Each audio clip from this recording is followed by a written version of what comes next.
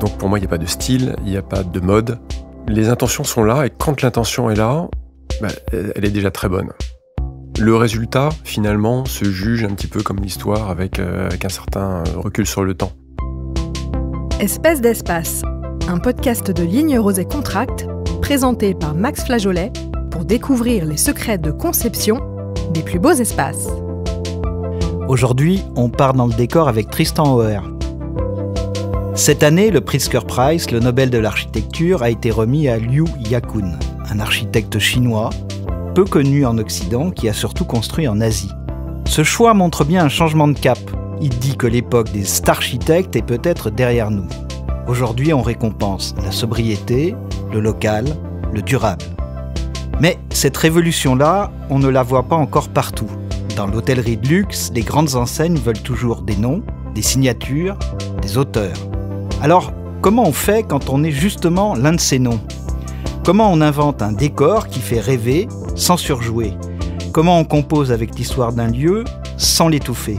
Et surtout, comment on concilie le luxe avec les enjeux climatiques ou sociaux, quand nos métiers, disons-le, ne sont pas toujours placés du bon côté de l'impact ? C'est ce à quoi nous allons essayer de répondre avec mon invité, Tristan Auer. Bonjour. Bonjour Max. Tristan, vous êtes né le 23 octobre 1970 à Longeville-les-Metz, mais vous avez grandi à Aix-en-Provence. Vous vous formez à Penningen et à Londres, au Royal College. Et en 1996, diplôme en poche, vous entrez dans le métier. Chez Liègre, puis Philippe Starck. En 2002, sur les conseils d'André Putman, vous créez ISE, votre agence d'architecture intérieure. Et très vite, les projets s'enchaînent. Des appartements à New York, des villas à Oman, Londres, Moustique. Vous touchez à tout.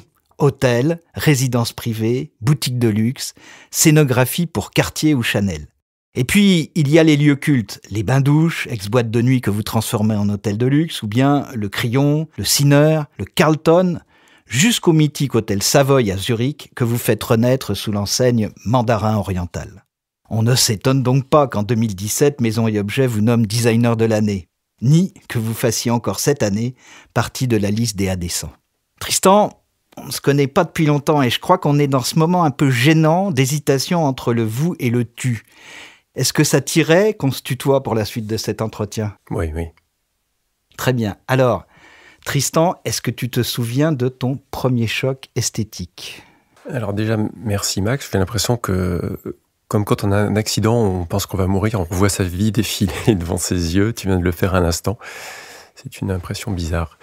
Mon premier choc esthétique, ça doit remonter certainement à la petite enfance, à des choses... j'ai toujours eu conscience de ce qui se passait autour et de ce que ça procurait en moi. Pour moi, c'est une nécessité, l'esthétisme. Je bouillonne, ça me met excessivement mal à l'aise lorsqu'il y a des choses qui sont pas laides, parce qu'il n'y a ni laid ni beau, mais des choses qui, peut-être par leur proportion, leur organisation, me dérangent.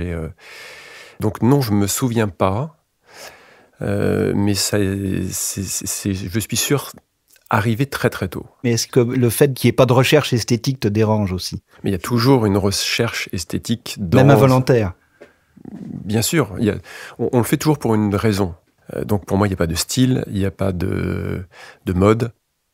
Les intentions sont là et quand l'intention est là, elle est déjà très bonne. Le résultat, finalement, se juge un petit peu comme l'histoire avec un certain recul sur le temps. Mais tu dis qu'il n'y a pas beau et pas beau, mais tu as un goût personnel quand même. Je ne suis pas sûr d'avoir un goût personnel. Et en tout cas, je m'en méfie énormément. Et je suis toujours attiré vers des choses qui, à la base, me dérangent, que je pourrais ne pas considérer et que je m'amuse à regarder sous un autre œil. Pour le comprendre, pour te challenger un peu d'une certaine façon ? Pour évoluer, pour grandir, ça a été un peu l'histoire de ma vie. Je suis né, je pense, désemparé, sans trop de dons, sans trop de qualités. Et je pense qu'au fur et à mesure de ma vie, je les ai apprises. Alors, tu parlais de ton enfance, effectivement. Est-ce que c'est pendant l'enfance que tu as décidé de faire ce métier ou qu'il t'est venu un peu à l'esprit ou c'est venu progressivement, tu avais d'autres envies en fait ? On veut toujours être pompier, fermier, ou ce genre de choses, évidemment. Ça m'est passé par la tête, ou médecin. Et puis, à un moment donné, il faut se décider.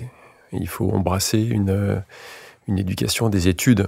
Et je me souviens que ça a été très très douloureux, et il y a eu ce déclenchement.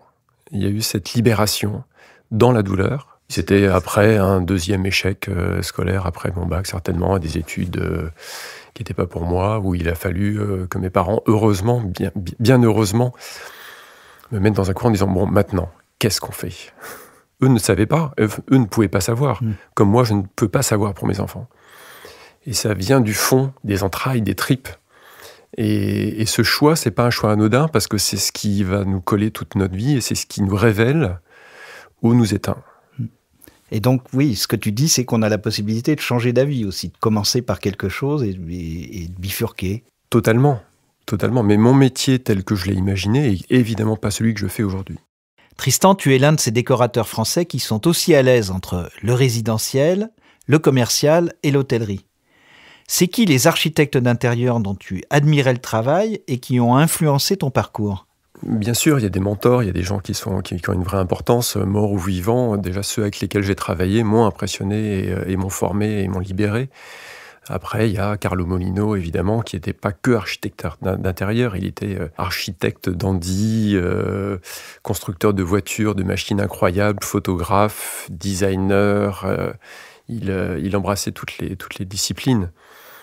Je suis fasciné par le génie, par les gens qui ont plusieurs talents et qui arrivent à les cumuler et vivre avec tout ça. Alors, est-ce que c'est justement cette capacité à admirer qui t'a permis de travailler sur des projets comme le Crillon, avec certains de tes confrères, en fait, dans un climat, si j'ai bien compris, qui était très sain ? C'était très simple parce qu'on l'avait tous décidé. C'est très beau lapsus. Parce que je pense qu'on s'est retrouvés ensemble dans une grande intelligence de savoir qu'on ne parlait pas de nous, mais on parlait de la personnalité de l'hôtel du Crillon et qu'on était à son service. Et donc, il n'y a pas eu de guerre d'ego, il y a eu juste des discussions et un immense respect entre nous trois. Alors, on va continuer à parler un peu de tes confrères et tes influences. Je sais que tu penses qu'il y a un lien assez fort entre l'architecture d'intérieur et la mise en scène. Et ce n'est pas ton confrère Jean-Philippe Nuel, qui était mon premier invité dans ce podcast, qui dira le contraire. On l'écoute. La question est drôle parce que s'il y a une hésitation que j'ai eue après avoir passé le bac, c'est entre architecte et metteur en scène. J'aime imaginer qu'on rentre dans un hôtel comme on rentre dans un film ou dans une scène de film. Oui, en général, c'est plutôt une scène. Quel est le ressenti d'une personne qui déambule ? Qu'est-ce qui va se passer ? Quel type d'émotion ? C'est un élément assez important de mon travail, oui. Jean-Philippe Nuel, Sofa, épisode 5, 3 designers sur la ligne, 2022. Alors Tristan, cette idée de penser un hôtel comme un film ou une scène de film, ça résonne aussi dans ton travail, je crois. Totalement, depuis toujours, et je pense que mes meilleures idées, inspirations viennent des films, viennent des émotions, des ressentis, de ces compositions, de la musique. Les metteurs en scène sont des grands menteurs parce qu'ils nous font croire des vessies pour des lanternes, parce qu'ils jouent avec nos sentiments, ils jouent avec la réalité, avec le rythme, avec le temps, avec l'espace. Et André Putman, d'ailleurs, première référence, on va en faire plusieurs, Absolument. a été décoratrice pour un film de Peter Greenaway qui s'appelle le Pillow Book. Et ça m'avait fasciné, en me disant, mais qui a fait cette cuisine, qui a fait cette salle de bain, cet appartement incroyable, terriblement new-yorkais, japonais, mais personnel. Et après, j'ai découvert que c'était elle. Après, j'ai découvert que c'était un métier. Après, j'ai découvert qu'elle avait beaucoup de talent et que cette association avait été très heureuse. Donc oui, pour moi, quand on rentre dans un hôtel, dans un espace, même chez soi, on rentre dans une scène, on incarne un personnage, on est un acteur. Alors, justement, cette idée de penser un hôtel comme un film ou une scène de film, ça résonne aussi dans ton travail, je crois. Oui. Le Scribe, c'est là où les frères Lumière ont projeté leur premier film. Et le Carlton à Cannes, c'est le décor culte de La main au collet d'Hitchcock. C'est un hasard ? C'est vrai, c'est toi qui viens de mettre ça en lumière. Je ne l'avais pas imaginé comme ça, mais la première chose que j'ai faite lorsque je me suis intéressé au Carlton, c'est bien sûr de regarder La main au collet et de comprendre que tout était faux à l'intérieur. À ce point-là, oui. Oui, l'endroit, la réception n'a jamais été là. Je pense qu'ils ont eu droit à une toute petite partie. Ça a dû être fait assez rapidement. Ils ont repeint, ils ont triché. Donc, j'étais pas plus avancé. Néanmoins, la robe de Grace Kelly, rose avec des petites virgules blanches, les costumes de Cary Grant, son maillot de bain, enfin plein de choses m'ont donné la base d'une réflexion de ces vibrations, des choses qui sont finalement immatérielles sur un ressenti et qui appartiennent aussi à tout le monde. Et quand on arrive sur des projets comme ça, on comprend que à aucun moment il faut que ces projets parlent du décorateur, mais que ça appartient à tout le monde. Et donc on ne peut pas endommager cette mémoire collective. Et alors, justement, tu dis il ne faut pas que le projet appartienne au décorateur, et donc le décor va être occupé par les clients de l'hôtel. C'est des figurants, ou est-ce que le décor que tu crées va leur faire jouer un rôle ? Alors, je leur donne les clés pour qu'eux-mêmes créent leur propre rôle. Déjà, on va être utopiste pour qu'ils se tiennent mieux, pour qu'ils s'habillent mieux, pour qu'ils se montrent mieux, pour qu'ils descendent l'escalier d'une manière beaucoup plus sensuelle. Donc, ils vont jouer un rôle. Ils vont jouer un rôle, bien sûr. Et les autres font les figurants, mais eux-mêmes sont les acteurs principaux. Alors, pour le Carlton, tu as eu plein de récompenses, je crois. Meilleur hôtel, meilleure rénovation, meilleure chambre, meilleur lobby, je crois aussi. En fait, c'était César à toi, d'une certaine façon. Est-ce que ça c'est important, quand on est architecte d'intérieur comme ça, d'être récompensé par des prix assez prestigieux, il faut le dire. Oui, il n'y a rien qui me mette plus mal à l'aise que tout cela, de monter sur scène et recevoir des prix. Je sais pas faire ça. J'ai pas été conçu pour ça. Moi, mon métier, je le fais par introspection, sur une table avec mes petits carnets, en écoutant de la musique, en voyant des films, et ils ne m'appartiennent déjà plus lorsqu'ils prennent vie. Et je suis toujours là aux inaugurations, dans un coin, en train de regarder comment les gens font et s'approprient cet hôtel. Il n'est plus à moi après. C'est comme en littérature, en fait. C'est ce que disent les écrivains et les écrivaines souvent. Dès que le livre part à l'impression, c'est même pas une fois qu'il est imprimé, c'est dès qu'il part à l'impression chez l'éditeur et qu'il va être imprimé, il ne leur appartient plus. Oui, c'est ce qu'ils disent. Je me souviens d'une très très belle phrase d'un écrivain, en parlant d'un de ses livres, qui disait qu'on ne finit jamais un livre, on ne finit jamais une œuvre, finalement on l'abandonne. Absolument. Donc tu abandonnes en fait tes projets.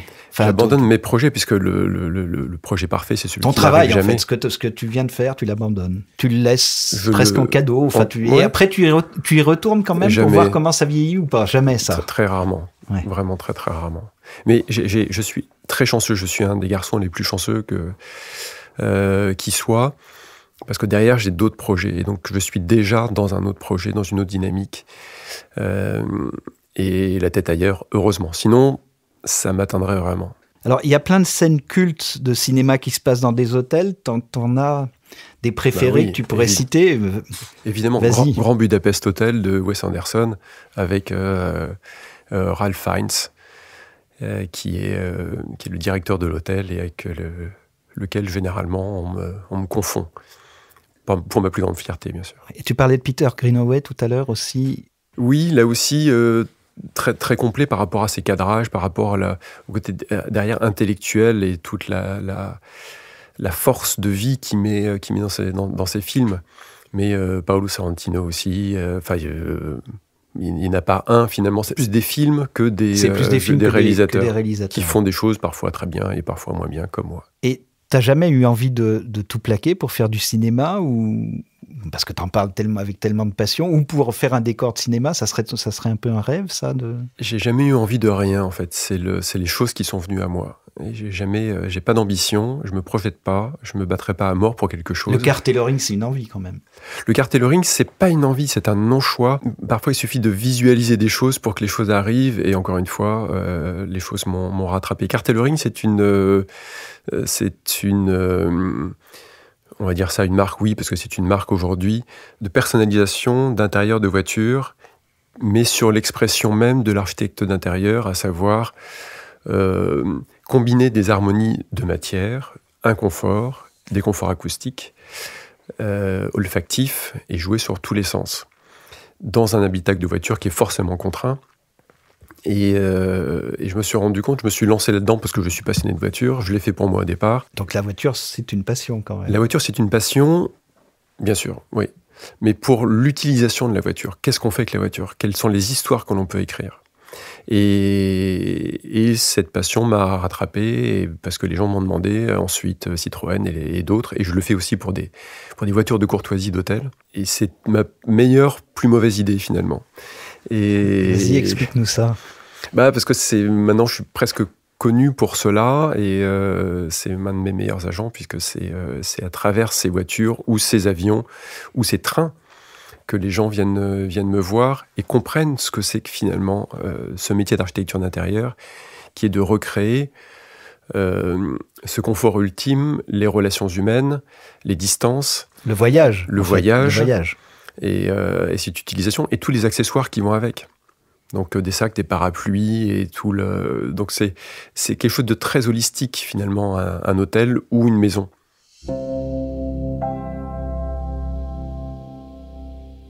Donc Tristan, on va changer de décor. Je te propose maintenant d'aller au restaurant. Je ne sais pas si tu connais le critique gastronomique François Simon. Oui, et plus que oui, je le suis, je l'adore, j'adore son phrasé, j'adore sa manière de voir les choses. Eh ben c'est très bien parce que j'aime moi aussi beaucoup ce qu'il fait. Et je voudrais te faire écouter un extrait d'un reel qu'il a posté sur Instagram lors d'un voyage en Suisse. On y va. À Saint-Moritz, j'avais quelques heures à perdre et je me suis dit que j'allais me rapprocher d'un des hôtels que je rêvais de découvrir. Il s'appelle le Bad Rutz Palace et parfois il faut faire attention à ce que l'on vénère comme ça dans l'imaginaire. Je le voyais bien déjà avec tous ces clients célèbres qui sont passés par là, le chat d'Iran, Alfred Hitchcock, Günther Sachs, Brigitte Bardot. Et dans ce genre de situation, c'est comme dans un bosquet, dans une petite forêt, on écarte les branchages et on s'avance vers l'image que l'on voudrait garder, intacte, pas encombrée par, j'allais dire, les effluves du luxe et de l'argent. François Simon, Bad Rutz Palace à Saint-Moritz, 8 mai 2025. On entend bien dans la critique de François Simon cette tension entre l'idée qu'on se fait d'un lieu et la réalité. Le poids de l'imaginaire, surtout quand le lieu est chargé d'histoire, de noms célèbres, de souvenirs projetés. Est-ce que ça te parle, toi, cette tension, Tristan ? Oui, et ça me dérange même. Parce qu'il faut garder toujours cette image, cette prestance, pas l'endommager, et il faut pouvoir l'utiliser, il faut pouvoir la prendre sienne aussi, il ne faut pas que ce soit non plus trop impressionnant, sinon on fait rien, on sacralise. C'est ça que je voulais te demander, oui. Est-ce que c'est pas trop impressionnant ? Pour moi, non, pas du tout, parce que c'est pas mes endroits. Je ne suis jamais allé dans les palaces, et je les vois d'une manière totalement froide et blanche. C'est pas... oui, il ne charrie pas de mythologie, forcément pour toi. Non, il y en a, je la comprends, je la note, et je fais avec. Oui, tu fais avec. Et je fais avec, et je la mets à sa place, et je la laisse à sa place. Alors, est-ce que ça veut dire qu'il faut que tout change pour que rien ne change, comme le dit le personnage joué par Alain Delon dans Le Guépard de Visconti ? Bah oui, bien sûr. Et c'est ce qui m'est arrivé sur les bains-douches. J'ai interviewé, en fait, à peu près une cinquantaine de personnes qui étaient allées de leur époque. Moi, j'ai jamais eu la chance de pouvoir rentrer au bain-douche. Et ils m'ont confié tous leurs souvenirs, qui sont des souvenirs d'histoire, de ressenti, de vibrations. Et je leur ai demandé, bien sûr, de décrire la décoration. Et tout le monde m'a décrit la décoration, mais il n'y avait aucun des commentaires ne matchait les uns avec les autres. Ce qui veut dire vraiment que la mémoire nous travaille et on en fait ce que l'on veut. Et donc, j'ai compris qu'il fallait que je fasse une interprétation assez libre de ce que je pensais que ça avait été. Ce qui devait être quand même assez compliqué, c'était quand même de passer d'une boîte de nuit à un hôtel. Parce que là, les usages sont différents. Oui, mais c'était déjà compliqué avant, parce que c'était des bains-douches qui devenaient une boîte de nuit, qui sont devenus un hôtel, etc. Et quand j'ai réalisé qu'on a ouvert cet endroit, tout le monde m'a dit « c'est incroyable, c'est exactement comme c'était », alors que ça n'a jamais été comme ça. Dans un autre genre, tu as quand même fait un exercice qui est très particulier, c'est de refaire un projet que tu avais déjà fait. Ce qui est quand même assez rare. C'est le Sinner, qui était un hôtel quand même, que je crois qui avait été décrit comme érotique et mystique. Oh, vraiment ? Si, oui, je crois. C'était dans le journal Le Monde. Si, j'ai retrouvé ça en préparant l'épisode. À quelque chose qui apparemment est plus raffiné, mais tu vas peut-être nous en dire plus, qui est l'expérimental Marais. Alors là, comment on fait pour... Ça, c'est un autre projet, ça, de faire un hôtel et de le rénover tout en le laissant un hôtel avec un autre propriétaire et un autre cahier des charges. Comment est-ce qu'on fait là ? J'ai déjà une chance énorme, j'ai une très mauvaise mémoire. Et j'oublie tout ce que j'ai fait précédemment. C'est ce qui me permet d'ailleurs d'être créatif et d'inventer des choses sans en avoir vraiment la volonté. Et Le Sinner, c'était une histoire incroyable qui mélangeait l'architecture religieuse avec une certaine sensualité.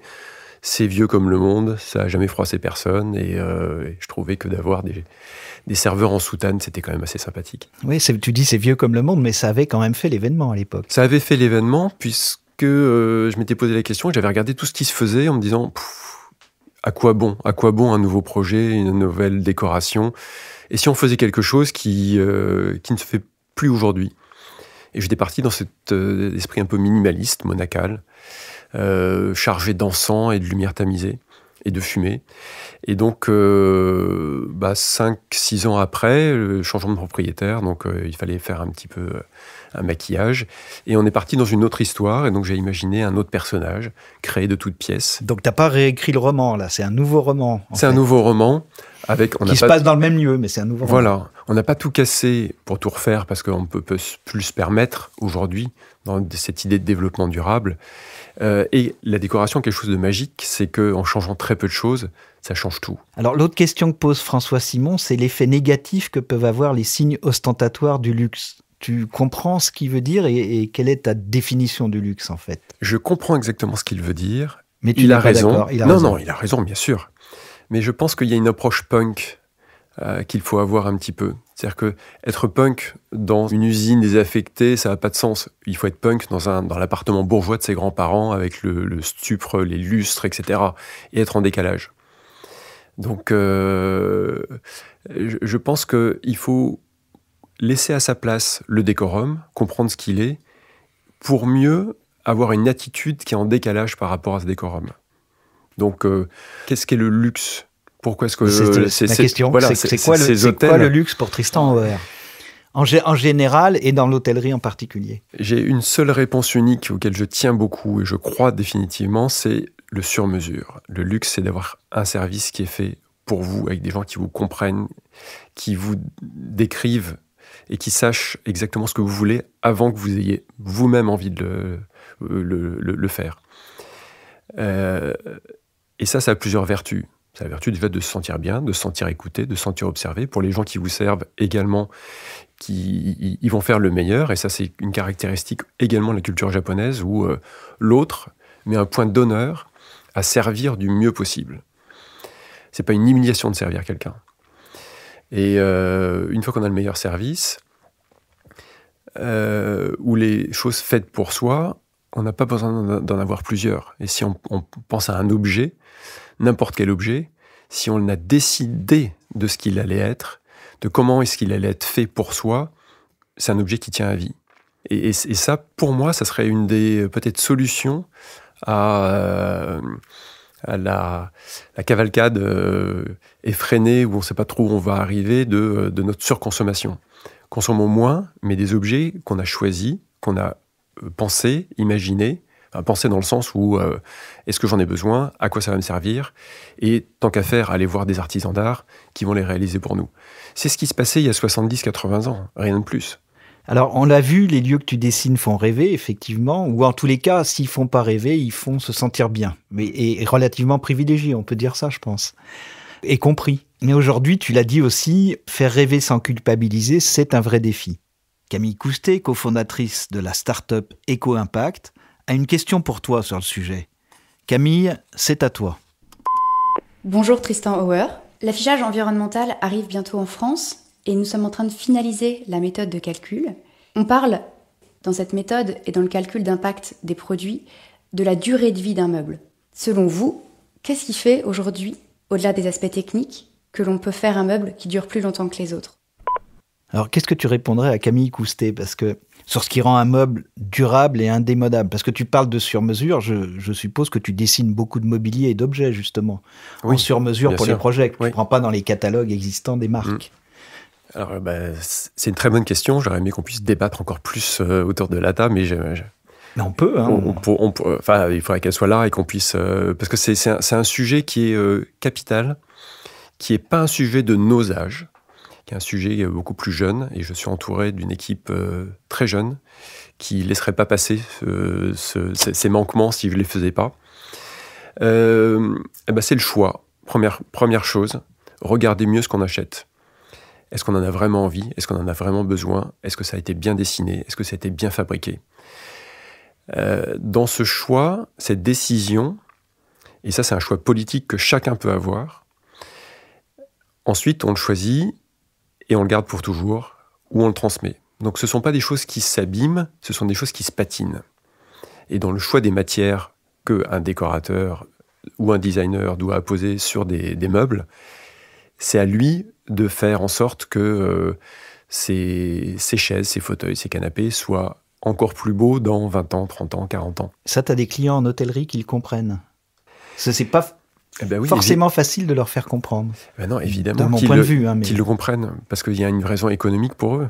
S'ils rénovent tous les 5 ans, comme ça peut se faire, ou comme ça a pu se faire, il y a un impact économique. S'ils rénovent tous les 15 ans, 20 ans ou 30 ans, et c'est le cas d'un des hôtels sur lesquels je vais travailler quand j'ai commencé mon expérience avec Christian Liègre, qui est l'hôtel Mercer à New York.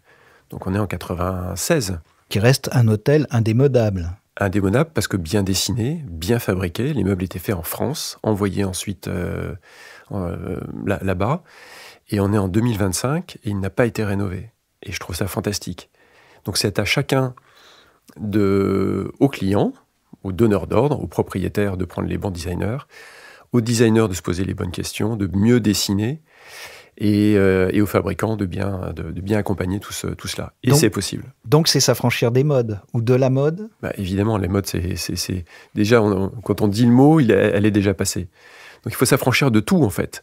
Il y a une vraie prise de risque derrière tout ça. C'est de ne pas regarder ce qui se fait, c'est de regarder ce qu'il faut. Pas ce qu'il fait, mais de ce qu'il faut. Alors, on va revenir sur Camille Coustet un petit peu, puisque j'en profite pour préciser qu'Eco-Impact nous accompagne chez Ligne Rosé Contract pour améliorer le score environnemental du fauteuil Constantin que tu as dessiné pour le Mandarin oriental à Zurich. Pour qu'il ait un score, un Eco-Impact justement, moins élevé, elle a suggéré des modifications. Est-ce que pour un créateur comme toi, ces modifications ne sont pas des compromis trop difficiles à accepter? Il y a toujours des compromis, il y a toujours des contraintes. Elles sont à chaque coin de table et à chaque minute dans la vie d'un projet. Et en effet, j'ai vu son rapport avec la note, qui n'était pas très satisfaisante. On a compris pourquoi, et on a voulu le corriger, parce que quand on en dessine un, c'est bien, mais quand il y a 100, 200 ou 300 chambres, ça veut dire 600 canapés, 600 fauteuils, donc il y a un vrai impact. Et on a compris, on a pris ça vraiment comme un défi pour faire mieux. On n'a pas le choix. Moi, je n'ai pas le choix. D'une manière générale, c'est quoi pour toi un fauteuil bien conçu? C'est un fauteuil que l'on découvre déjà avec ses fesses, avant tout, dans lequel l'usage est plus important que l'esthétique. Je commence toujours mes projets par où est-ce qu'on place le fauteuil. Une maison, par exemple, dans un salon, où est-ce qu'on s'assoit? Qu'est-ce qu'on regarde? Qu'est-ce qu'on voit? Comment on fait? Où est-ce qu'on pose son café? Est-ce qu'on travaille depuis ce fauteuil, etc. Donc c'est pour faire quelque chose. C'est pas un fauteuil sculpture. Aujourd'hui, on est dans cette ère des choses très belles, différentes, très chères, qui sont des sculptures. Mais à un moment donné, il faut bien utiliser ces maisons, il faut bien se poser et puis recevoir des gens. Donc j'aime bien des choses beaucoup plus simples, avec des jolis détails bien faits, etc. Des détails qui se découvrent au fur et à mesure, qui ne se sautent pas à la figure. Et pour moi, cet objet réussi, c'est celui qui a un vrai usage. Et celui dont on ne se séparera pas, du coup. Alors, est-ce que le Togo est un objet réussi? Parce que je crois que tu l'as adopté dans ta maison de campagne, et tu l'as aussi placé récemment dans le bar de l'hôtel expérimental Marais. Je vais te faire une confidence. Je n'ai jamais acheté un meuble neuf de ma vie. Le premier que j'ai acheté, j'avais 50 ans, et c'est le fauteuil Togo, le canapé. Alors, évidemment, il a fallu que je fasse le malin, que je ramène mon tissu personnel. Voilà. Et je crois beaucoup à cette idée. C'est une bonne idée, la personnalisation, la customisation, c'est une excellente idée. Et j'ai jamais acheté un fauteuil, un canapé. j'achète du second marché, j'achète des choses chez des antiquaires, je les fais vivre, et je crois dans l'upcycling. Je crois dans cette vision où on donne pas une autre chance aux objets, mais on les considère, il n'y a pas de raison que ce qui a été dessiné il y a 20 ans, 10 ans, 30 ans, soit juste laissé pour compte à l'abandon. Et ça éviterait peut-être qu'on surdessine aujourd'hui. Alors justement, au Cineur, est-ce que tu as récupéré du mobilier ou est-ce que tu l'as complètement changé quand tu transformé l'hôtel en expérimental? On a changé 5% des choses. Et c'était de la peinture, c'était de l'éclairage, c'était des rideaux, c'était des choses mouvantes. On a soustrait des choses, en fait. Et c'est ce qui nous a permis de transformer complètement l'hôtel en 4 mois. Alors justement, tu avais déclaré un jour que tu faisais le pire métier du monde côté éco-responsabilité. Mais tu l'avais dit en souriant. Je le maintiens. Un peu moins maintenant quand même, si on prend cet exemple-là. Oui, mais j'en suis toujours conscient. Tu as trouvé une forme un peu d'équilibre quand même. Même pas, non, j'en fais toujours pas assez. Mais c'est la démarche qui compte, c'est quand même. Oui, c'est la démarche. C'est la route. C'est la démarche et c'est l'éducation et les choses qu'on peut ramener justement à ses clients. Et on travaille évidemment sur le RSE, le développement durable, l'impact carbone. On a conscience de ça et on essaie d'apporter ça à nos clients. Alors justement, Tristan, les meubles et les objets que tu dessines, que ce soit pour tes projets ou pour des éditeurs, ont vocation à transmettre un héritage et un savoir-faire, je crois. Si tu veux bien, on va explorer un peu ton rapport personnel et émotionnel aux objets. Pour commencer, quel est l'objet culte que Tristan Auer aimerait dessiner ? Déjà, on commence mal. Le mot culte, ça me plaît pas du tout. Ça parle à l'ego, ça parle à ce qu'on... Alors disons l'objet. Le moins possible. Mais quelque chose qui pourrait servir. Et j'en ai pas, je pense que ça viendra. En son temps. Oui, mais dessiner pour que ce soit culte, je pense que déjà c'est la mauvaise direction. Alors, est-ce qu'il y a un objet que tu as toujours sur toi ? Oui. Qui est un critérium japonais de la marque Pentel, que j'ai depuis 25 ans. Alors, la mine fait 0,9 mm de diamètre, c'est du 2B, c'est très gras. Quand j'appuie très fortement sur le papier, je peux faire des variations et j'ai toujours ça. C'est presque un instrument de musique, en fait. Presque ça. Je l'ai depuis 25 ans, il a sa patine, on retrouve, parce que c'est des critériums qui sont faits en laiton à la base, avec une peinture noire au-dessus qui est totalement écaillée, usée par mes doigts et par tout ce que j'ai pu tracer. J'en ai pas d'avance. Celui-là, je ne peux pas le perdre. C'est donc un petit challenge, en fait, ou une concentration au maximum. Alors, je t'ai demandé d'apporter un objet ici aujourd'hui. Est-ce que tu peux nous le décrire ? Alors, c'est un objet que je n'ai pas fait, qui est une maquette de la maison de mes grands-parents, qu'ils ont construite à Metz, en début 20e. Elle est en bois, elle est peinte en blanche, elle est écaillée de partout. Elle a une tour et il y a même des morceaux qui permettent de changer la forme du toit de la tour pour certainement pouvoir proposer à son client à l'époque. Et cette maison est une grosse maison bourgeoise devant laquelle il y avait un très joli cèdre. Aujourd'hui, il ne fait plus partie de la famille. Mais c'est... T'as gardé cette maquette ? Et j'ai gardé cette maquette qui traînait par là. Et j'y tiens beaucoup parce qu'il y a déjà ce rapport et cette interrogation et ce questionnement entre un client et un professionnel. Et comment l'un communique avec l'autre. Parce qu'un client vient te voir et te pose des questions et essaie de te livrer des choses. Et le professionnel, l'architecte en l'occurrence, ne doit pas faire ce que le client souhaite, mais ce dont il a besoin. Et donc j'espère que c'est ce qui s'est passé. Et quel est l'objet ou le mobilier que tu ne dessineras jamais ? Alors déjà, le mot « jamais » c'est voilà, c'était comme culte. Hein, c'était comme culte. J'ai compris. On dit jamais, puis on le fait tout de suite après. Celui qui servira à rien, celui qui serait surposé sur une étagère, celui qui serait à mettre dans un coin. Et ça m'intéresse pas du tout, du tout. Et est-ce qu'il y a un objet qui te fait peur ? Alors, je pense pas qu'il y ait aucun objet qui puisse me faire peur. La peur, on peut avoir peur des émotions, des sentiments des gens. Un objet, non. Absolument pas. Et est-ce que tu as un obscur objet du désir, pour revenir un peu au cinéma ? J'en ai plein, dans tous les sens. Ça par contre, alors quels sont tes obscurs objets du désir ? C'est une tempête en moi lorsque tu évoques cela. C'est des objets pour construire des relations avec les autres, des voyages, des émotions, des sentiments, des histoires d'amour, et pour pouvoir partir. Donc en ce moment, il y a deux choses. En ce moment, c'est ça serait des choses de la vaisselle, de la porcelaine, ou des choses pour mieux servir mes clients lorsqu'ils viennent, leur faire des petites tisanes. Je leur fais des tisanes, mais sur mesure. Je mixe moi-même les feuilles avec les fleurs, etc. Au fur et à mesure. C'est intéressant, oui. Et bien sûr, ces sculptures mobiles qui sont les voitures avec 4 roues pour que l'on dompte aussi. Donc là, encore une fois, on s'accapare l'objet et on ne le subit pas, on le prend pour faire des choses humaines. Construire ses souvenirs façon kaléidoscope.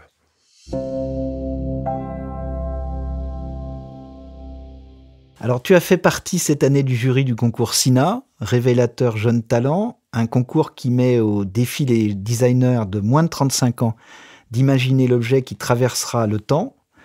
C'est quoi, selon toi, un objet capable de durer ? C'est quelque chose qui éveille quelque chose pour des gens, en relation avec une époque, bien sûr, mais qui parle à l'âme. Et donc, qui a ce véritable pouvoir de transformer les gens et les gens qui vont l'acheter. Je crois un peu en cette théorie nietzschienne qui s'appelle l'amour fadi, sur ne s'éveiller qu'à la beauté, ne regarder que ce qui est beau et détourner les yeux de la laideur et ne même pas challenger les gens qui aiment la laideur. Pas sur l'aspect esthétique, mais sur en quoi ça éveille et ça apporte. Alors, je crois que vous avez eu avec Erwan Bouroulek une longue discussion, là, justement, alors, sans trahir les délibérations du jury. Est-ce que tu peux nous en dire un peu plus ? C'était sur ce sujet-là, justement ?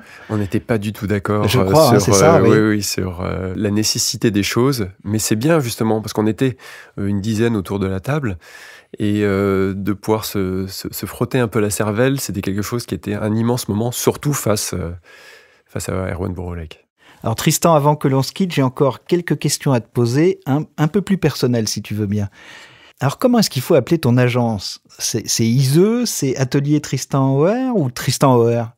En fait, j'ai cherché sur Internet, j'ai vu les trois et je sais toujours pas en fait. C'est peut-être un peu normal, je pense que je brouille les pistes. Si tu brouilles, voilà, volontairement. En 2025, j'ai pris mon seau de Capla que j'ai jeté au sol et je suis en train de reconstruire un petit peu mon petit château en bois. On va même créer une autre identité, marque qui s'appelle Trace et qui parle des talents qui ont fait que je suis reconnu aujourd'hui et que notre travail est reconnu dans le monde entier, qui sont mes collaborateurs, qui ont parfois des passions pour la poterie, la marqueterie ou autre, ou les belles matières. Et j'ai envie de leur donner la parole aujourd'hui. Disparaître un petit peu à la manière d'un patriarche, mais les mettre un peu plus dans la lumière. Ils le méritent, ils ont ce talent. Et pour stimuler ceux qui auraient envie de prendre cette chance-là. Donc, dans mon agence, qui va devenir un vrai showroom, on va montrer bien sûr ce qu'on a fait, mais aussi comment on fait, comment on reçoit les gens. Qu'est-ce que l'hospitality à la française ? On va dire que tout le monde nous envie et remercier aussi mes collaborateurs pour ça. Oui, donc tu devances un peu la question suivante, qui était que dans le domaine de l'architecture, les nouvelles agences ou la nouvelle génération d'architectes ont modifié leur nom pour qu'ils ne soient plus directement reliés à celui de leur créateur. Et je me disais, dans l'architecture d'intérieur, c'est pas souvent le cas, mais tu viens de répondre, en fait, que tu commences à évoluer pour justement laisser une trace et commencer à travailler sur l'héritage et faire monter les passions et les talents des collaborateurs. Oui, c'est un minimum. Mes clients viennent aussi pour eux. Mais c'était pas le cas en architecture intérieure jusqu'à maintenant, t'es assez d'accord ? Je pense que je suis premier à faire ça. C'est ça, je sais exactement ce que je voulais dire. Vraiment le premier à faire ça. Et tout ça, moi je garde mon nom et je veux le renforcer, et mon nom est une marque aujourd'hui, pour mieux les protéger et faire en sorte qu'on fasse de meilleurs projets. Alors on parle des jeunes talents, ce podcast est écouté par beaucoup de jeunes archis et archis d'intérieur. Tristan, si tu devais leur donner un conseil, ça serait quoi ? Le talent, c'est l'envie. Il faut avoir envie de faire les choses. Et l'envie, ça fait déplacer les montagnes.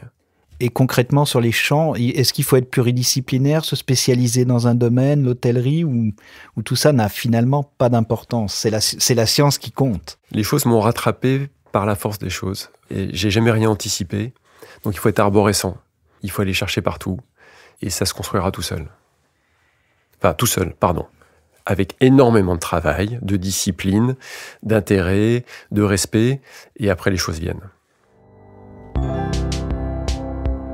Eh bien voilà, c'est déjà la fin de cet épisode. Merci Tristan de nous avoir confié tes inspirations, de nous avoir fait voyager par la grâce de tes décors dans plusieurs époques et de nous avoir permis de retourner dans quelques lieux mythiques qui vont contribuer à bercer notre imagination.